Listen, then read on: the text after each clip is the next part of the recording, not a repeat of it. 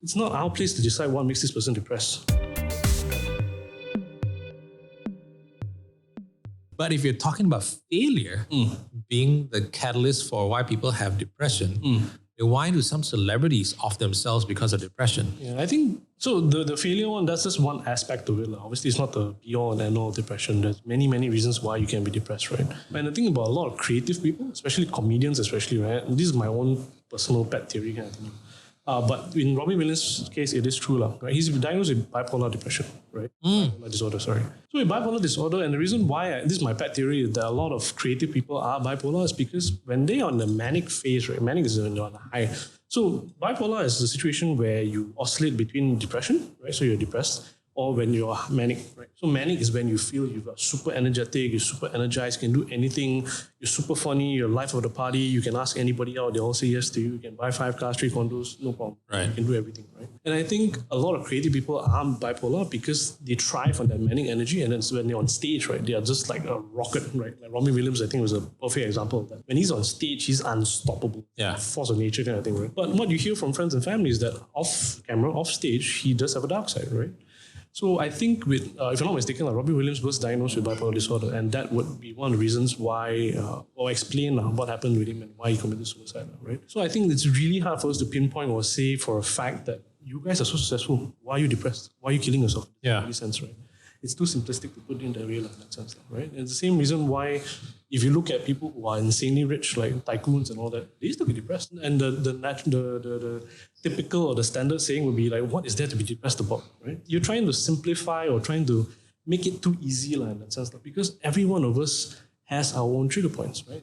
And I told this to an intern of mine once, that it's not our place to decide what makes this person depressed. For one person, it's not enough food on the table. For another person, it's because I didn't get the latest Chanel back, right? It's really not our place. Our place is just to accept that that's what made you depressed. That's what we can deal with and work on.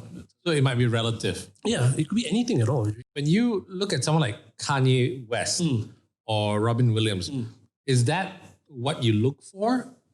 It's like, wow, he's man, nothing can stop him. He's the greatest thing ever. Is that the thing where you go, I think he might?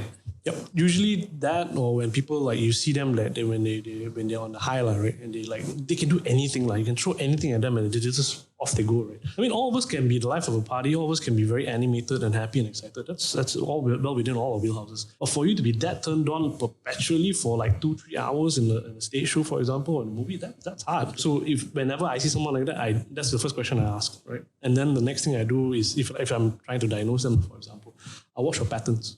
If there are like sudden bursts of this kind of crazy manic creative energy, for example, combined with the super low modes, like, I hate the world hates me, and that kind of thing, right, then it kind of confirms the diagnosis that it's likely to be bipolar disorder in that sense. So how do we scale it back to some like regular people in a corporate setting? Yep. How will you know that someone has depression? How can you pinpoint? That's actually quite hard. There's something called high functioning depressives, right? So these people, if you do the assessments on them, they meet every single criteria for depression, and the scores are off the charts, right? But for all intents and purposes, they're still able to go to work. They're still able to function socially with people. They're able to get the work done and thrive as well. So usually when I talk to the HR managers of the world, for example, and they ask, how do I find out if someone's struggling? The first thing I tell them is how are they doing socially and occupationally. So in probably 75% of the cases, you can detect through that. If someone is usually really very sociable or who's really good at their jobs, suddenly all of that declines, right? They're not socializing, they're not speaking to anyone, they come to work in pajamas, for example, hair uncombed, unkempt. They're not getting the KPIs and goals. Has that actually happened? Yeah, it has happened. Oh, yes. Especially during this COVID-19 thing. Right. Yeah, a lot of people went, it was hard for a lot of people, and they really hard for them to cope. Where was I? Yeah, so we would tell HR to look out for those kind of signs, right? That means it's really a stark difference from who they were before, right? Usually in that case, those kind of cases, it's a red flag for us. I mean, something is going on, right? But for the high functioning depressives, right, it's not there. It's the same like functional alcoholics. I think that's the more common thing we've heard about, right? Yeah. People who wake up, they have a drink in the morning, but they're still able to power through the day. Yeah. Right? It's similar, right? So they are depressed, but they're still able to function. That one is super hard to detect and super dangerous as well. Yeah. Because no one will realize that they're going through problems. No one will realize that they're going through a hard time, and no one's going to then lend support to them. until it's too late. Exactly. So that one's really, really difficult. Even you put them in front of psychologists also, right? It's hard unless we have a really long conversation with them and really start digging deep, right? It's even for us, it's hard to detect. Right. So look out for the life of a party sometimes. Sometimes, yeah. Sometimes, especially if it's unnaturally so. Like every single party they go to, every single social event they go to, they are like the center of attention, right? Right. Something is probably up.